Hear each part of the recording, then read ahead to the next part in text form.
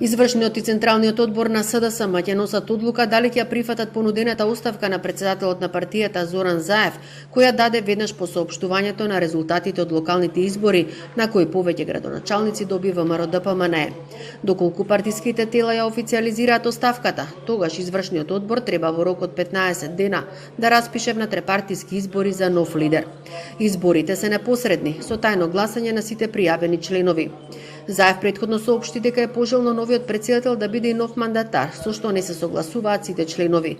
Дел од нив сметаат дека новиот претседател треба да ја консолидира партијата и да избере ново раководство, па затоа подобро би било да има друг мандатар. Со оставката на Заев во оставка е целото раководство на партијата. Во оставка се и заменик претседателот Сања Лукаревска, генералниот секретар Љупчо Николовски, како и четворицата подпредседатели Мила Царовска, Оливер Спасовски, Венко Филипче и Фатмир Битики.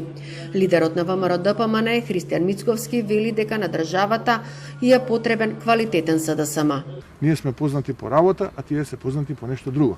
Прво треба да се коригираат однатре, за да тоа нешто друго конечно заборават, па потоа да најдат луѓе кои што ќе испорачуваат работа, затоа што и на Македонија е потребна квалитетна СДСМ. Вечерва и невисоките партиски тела на алтернатива ќе носат одлука дали ќе бидат дел од новата влада или пак ќе останат во опозиција. Мислењата на членството се поделени. Логично е да има спротивставени ставови затоа што пред речиси 2 недели сите четворица пратеници се потпишаа на иницијативата да се урне оваа влада, а сега треба да се одлучи дали ќе бидеме дел од таа влада.